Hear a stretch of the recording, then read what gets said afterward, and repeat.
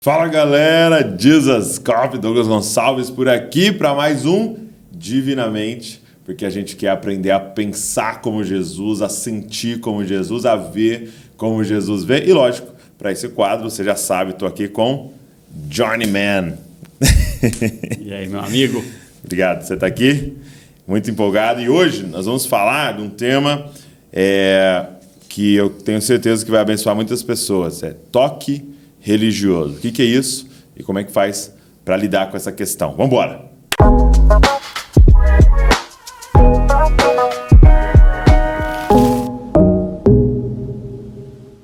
Meu amigo, fala para mim. Você me disse nos bastidores aqui que é algo, toque religioso, tem aparecido muito no seu consultório. Explica para a gente um pouco o que é e como é que a gente pode lidar com isso. Sim, eu achava que era algo raro, até que eu comecei a atender um público cristão sobremaneira, né? E hoje a maior parte do meu público de consultório é um público cristão. E esse transtorno causa um sofrimento absurdo, é um sofrimento terrível e muito desconhecido de quem sofre. E mais desconhecido ainda da igreja, de quem está ali próximo a quem sofre. Então, vou explicar o que é o toque e o que é o toque religioso. Então, o toque é um dos transtornos da ansiedade. Então, a gente até já fez vídeo aqui falando sobre ansiedade. Tem 3 tipos de ansiedade. É importante a gente separar o que é cada uma delas. Então, a ansiedade enquanto emoção, que é um dispositivo de proteção, que não é problema nenhum, muito pelo contrário, é problema quando a gente não tem, então a gente precisa dela, é uma emoção, ok. Um segundo tipo de ansiedade, que é o estilo de vida ansioso, que é o que Jesus diz pra gente não ter, que é aquele estilo de vida de tentar controlar a própria vida e de tentar ser o Senhor e ter o controle nas mãos. E gera uma ansiedade como resposta a esse estilo de vida. Que é o que Jesus está ensinando a gente a não ter, a não viver assim. Não andeis ansiosos. Não andeis ansiosos. E tem o transtorno de ansiedade, que é uma doença, é uma condição clínica que tem uma série de síndromes, que tem uma série de formas de adoecer desse mecanismo da ansiedade. Ela se manifesta de várias formas e uma delas... Exatamente. É o toque. Então, a gente tem um mecanismo de ansiedade, que é um mecanismo de proteção, e como qualquer outro mecanismo do corpo, como qualquer outro sistema do corpo, ele pode adoecer, ele pode danificar. Então, é como um botão de alarme. Então, a nossa ansiedade é como um alarme do corpo. Então, esse alarme, esse botão pode danificar. Ele pode ficar emperrado lá, então apertou com força demais. Tocar de madrugada, tocar exatamente, em horas ele pode que não tem nada a ficar ver. ligado o tempo todo, ou ele pode tocar em horas que não tem nada a ver, ou ele pode tocar numa proporção, numa intensidade que causa um sofrimento muito grande para a pessoa. Então, esse mecanismo pode adoecer. E quando ele adoece, uma das formas dele adoecer, então tem várias, né? Tem o transtorno de ansiedade generalizado, que é como se o botão ficasse ligado o tempo todo, não causa aquela reação pavorosa o tempo todo, como no pânico, por exemplo, mas a pessoa está constantemente preocupada. Constantemente generalizada para tudo. Tem o transtorno do pânico, que ele tem crises de pânico, então é como se apertasse o botão numa intensidade, numa proporção absurda que a pessoa acha que ela vai morrer a qualquer momento. Ela tem a sensação do pânico da morte mesmo. E tem momentos em que não era para disparar, situações que não eram ameaçadoras por si só, mas que o sensor daquele mecanismo está danificado. São conexões cerebrais que não estão acontecendo adequadamente. É um transtorno de um mecanismo fisiológico, que pode acontecer com qualquer um, como qualquer outro mecanismo. E uma dessas formas é o toque. O que é o toque? É um dos transtornos desse mecanismo da ansiedade.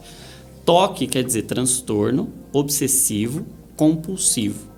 E o que é o toque religioso? O nome mais correto, medicamente falando, é o toque, transtorno obsessivo compulsivo, de pensamentos repugnantes. Então, é um dos tipos de conteúdo do toque. Eu vou explicar o que é, então, um transtorno. Transtorno é aquilo que causa um sofrimento, um prejuízo na funcionalidade. Então, a pessoa não quer sentir aquilo, não é uma escolha dela, causa um sofrimento, prejuízo nas relações sociais, prejuízo no trabalho, prejuízo nas atividades de vida diária, prejuízo na funcionalidade. O cara deixa de funcionar adequadamente. Isso caracteriza um transtorno. O que é uma obsessão? É um transtorno obsessivo. Então, ele tem uma obsessão. Obsessão é um pensamento, ou um estímulo, ou uma imagem que vem de forma intrusiva, invasiva, sem a pessoa querer. Ela não tem controle. Ela não parou e puxou aquele pensamento. Não, e nem... Ela é invadida por um pensamento. E é um pensamento invasivo, é um pensamento intrusivo, discordante, egodistônico, como a gente chama. A pessoa não pensa aquilo. Ela não acredita naquilo. Vai contra os valores dela. Vai contra os valores, vai contra as crenças, vai contra a fé, por vezes. Mas ela fica pensando e aquilo fica reentrando. Por que é uma obsessão? Porque aquilo não vai embora. É constante. Constante. E ela não quer pensar, ela não quer achar aquilo. Ela sabe que não faz sentido. E aí tem vários conteúdos do toque. Tem aquele toque que está relacionado a uma sensação de insegurança, de medo. E aí tem aquele comportamento de verificação, de limpeza, de purificação. A sensação é que você está contaminado, está se contaminando a qualquer momento. Aquele toque relacionado à contagem, tem que ficar contando números e sílabas e tudo mais. Enfim, são pensamentos ou imagens obsessivas que vêm de forma involuntária, totalmente desagradável, desconfortável e que a pessoa não consegue controlar. Ela tem dificuldade e aquilo consome muito da vida da pessoa, começa a consumir muito tempo e causando muito sofrimento. E o que é a compulsão? Então, é um transtorno que causa sofrimento, prejuízo, tem uma obsessão, um pensamento obsessivo e começa a ter, por vezes, não obrigatoriamente, um comportamento compulsivo na tentativa de aliviar aquela obsessão. Então, é um mecanismo de defesa de tentar aliviar aquele pensamento obsessivo. Então, por exemplo, no toque de verificação, a pessoa começa a fechar várias vezes a porta para ter certeza e para aliviar aquela preocupação de que ela está insegura, de que ela está numa situação perigosa, ameaçadora. Então, é o sensor que está danificado, que está emitindo um sinal de ameaça para algo que não deveria ser uma ameaça. E o que é o toque religioso? Cara, isso aqui tem causado sofrimento para muito crente, cara. E é um sofrimento que beira o insuportável. Beira o insuportável, porque o que começa a acontecer nesse toque de pensamentos repugnantes ou toque blasfemo? A pessoa começa a ter pensamentos que vão contra a religião, a fé, a crença dela. Ela não concorda com aquilo, não é o que ela pensa. Então, o conteúdo, por vezes, é um conteúdo de ofensa contra Deus, de ofensa contra o Espírito Santo. E aí vem aquela ideia, puxa vida, blasfêmia contra o Espírito Santo, eu blasfemei. É o pecado sem perdão. É o pecado sem perdão. Então, cara, imagina o sofrimento de uma pessoa que continuamente vem um pensamento na mente dela ofensivo contra Deus. E ela não quer ter aquilo. Ela fala, não tem perdão para o pecado contra o Espírito Santo. E ela começa a ter aquela invasão de pensamentos e de imagens. Eu já vi pessoas me relatando assim, em aconselhamento, dizendo, olha, eu estou pensando ali sobre o Espírito Santo ou sobre Jesus e me vem um palavrão. Sim. Me vem como se tivesse um xingamento, eu xingando o Espírito Santo, xingando a Cristo, né? Vem na mente dela. Né? E imagina você ter isso uma vez. Agora imagina você ter isso constantemente. Diariamente. Toda vez que você... Eu tenho paciente que me conta, toda vez que eu penso em Deus, a imagem que me vem é uma imagem de eu xingando Deus. Ou obscena. Ou uma imagem obscena, imagens de conteúdo sexual, de conteúdo blasfemo com Deus, com algum objeto da religião. E, cara, isso causa uma dor, porque imagina, quando a gente que é cristão tem uma dor, tem um sofrimento, para onde a gente corre? Para Deus. Para Deus. Imagina uma pessoa que tem uma invasão de pensamentos contra Deus, ela começa a tentar fugir de Deus. Uau. E aí isso causa tanto prejuízo na fé, tanto prejuízo no relacionamento com Deus, tanto prejuízo no relacionamento com a igreja. E aí, imagina a igreja tendo que lidar com isso. E aí vem logo aquela tese que parece lógica. Cara, isso aí só pode ser o diabo, vamos expulsar. Sim. É demônio. Ou isso aí é pecado. Cara. Você está em pecado, você tem... E isso começa a causar um sofrimento que afasta muitas pessoas da igreja, afasta muitas pessoas de Deus. E eu já vi casos que chegou ao suicídio. Uau! Chegou ao suicídio. E pensa-se que era algo raro, pensava-se que era algo raro, estatísticas recentes já estão colocando o toque em torno de 3% da população. Puxa vida, é o quarto transtorno mental mais frequente. Então é algo muito frequente, é algo que incomoda muita gente. E as pessoas não sabem onde Talvez procurar até pessoas ajuda. estão aqui com a gente hoje, por exemplo, e que nem compartilharam, Sim. né? Que estão sofrendo com isso, estão ali sozinhas, lutando com aquilo. E porque você disse, como é que a igreja vai me ver? Sim. Como é que os meus irmãos Sim. vão Como me é que ver? eu vou abrir isso para o Exato. pastor? Como é que eu vou Exato. falar isso para um discipulador que eu estou tendo pensamentos assim contra Deus? Cara. É algo extremamente constrangedor e que a pessoa sabe que é constrangedor, é por isso que ela não vai falar, ela não se orgulha disso. E aí o caminho natural é a evitação. Sim. O caminho natural é fugir. E trazer esse entendimento, por isso que eu acho importante a gente falar sobre isso para quem está aí assistindo, tanto para quem está sofrendo, como para a igreja de Jesus, Sim. entender que existe um transtorno assim, que causa muito sofrimento, e como é que a gente reage a isso, como é que a gente lida, como é que a gente acolhe. Se a gente pensar na estatística, se a sua igreja tem 100 pessoas, tem 3 lá dentro. 3 lá dentro que... Se a sua igreja tem 1.000 pessoas, tem 30 lá dentro que Exato. está sofrendo com isso. E para aquele que é cristão, para aquele que é religioso, então o toque, ele pode ter qualquer tipo de conteúdo. Mas para nós que somos cristãos, qual é o maior medo que a gente tem? É de desagradar a Deus. Então, se é o nosso maior medo, a chance do De ser ali, conteúdo ser ali é muito grande, cara. É muito grande. E aí, como lidar com isso? Como é que você tem trabalhado isso com as pessoas que chegam para você lá? Então, o primeiro passo é reconhecer que isso existe. Cara. Reconhecer que é um transtorno.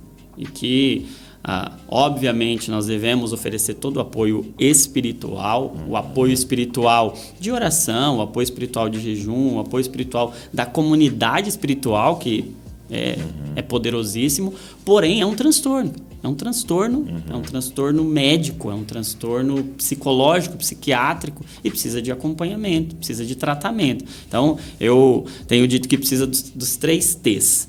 Precisa de tratamento medicamentoso.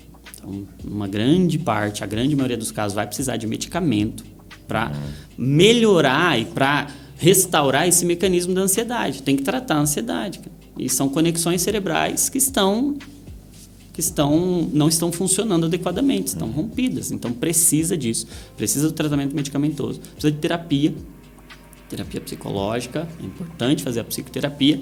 E precisa de uma boa teologia. Porque... Muito bom, hein? Com uma boa teologia, muitos dos medos que se instalam ali na mente e que acabam sendo esses gatilhos, disparadores do medo, uma boa teologia já consegue ressignificar e trazer um entendimento do que é blasfêmia contra o Espírito Santo, por exemplo. O que eu percebo é que muitas pessoas têm uma visão errada sobre quem é Deus, né? E se você pensa errado sobre quem é Deus, toda a base da sua vida foi construída num conceito errado, né? Então, vai sair todo torto essa casa, né? Então, são essas fortalezas, esses sofismas que destroem a nossa vida. Né? Exatamente. Então, ter uma boa teologia e... Não estou dizendo que quem tem uma boa teologia está imune a isso. Porém, no processo de tratamento, uma boa teologia faz toda a diferença, porque a gente vai melhorando a nossa visão sobre Deus, melhora a nossa visão sobre nós e sobre o que nós precisamos fazer. E o que eu vejo que alimenta esse circuito todo são 2 vitaminas para esse circuito do toque. É a culpa e o medo. Então, se eu me sinto mais culpado por causa daquilo, a culpa... retroalimenta. E o medo de sentir aquilo retroalimenta também. Então, trabalhar em cima da culpa e do medo, trazendo o entendimento do que é o transtorno e de que Deus está presente naquele ambiente de tratamento também, que aquela pessoa não foi abandonada por Deus e que Deus não é o que ela pensa. nem o que ela está pensando. Deus é quem Deus é nas Escrituras. Então, tem tratamento, o tratamento melhora muito. O problema é que as pessoas demoram em média 10 anos. As estatísticas mostram que as pessoas demoram em média 10 anos para procurar ajuda. Então, o que eu deixo de orientação é procure ajuda profissional. Você não precisa se afastar de Deus, muito pelo contrário. Você pode se aproximar dele mais do que nunca nessa hora e buscar tratamento, buscar apoio, com certeza vai mudar a sua vida. Olha, eu vou fazer o seguinte, para o vídeo não ficar tão longo, vou deixar aqui um vídeo sobre blasfêmia do Espírito Santo, para você já entender o que é. Não é simplesmente ter um pensamento e tal, é uma outra coisa, você vai entender com base no texto que fala disso. Vou deixar o link aqui para vocês, tá? Vai aparecer em algum lugar da sua tela aí esse vídeo para você depois assistir, ok? Obrigado, meu amigo. Meu amigo. Deus abençoe demais. Deixa eu te falar uma coisa. Lá no Na Mesa, o Johnny faz parte lá do Na Mesa e nós temos um curso, cara, sobre emoções, sobre saúde emocional. Como é que os discípulos de Jesus, aqueles seguidores de Jesus, podem ter mais saúde emocional, e também tem algumas partes desse curso para líderes. Mas mesmo que você não for líder, vai te ajudar muito. Então, vou deixar o link aqui na descrição, se você quiser conhecer mais, tenho certeza que vai te ajudar muito. Deus abençoe você e não se esqueça, você é uma cópia de Jesus. Valeu!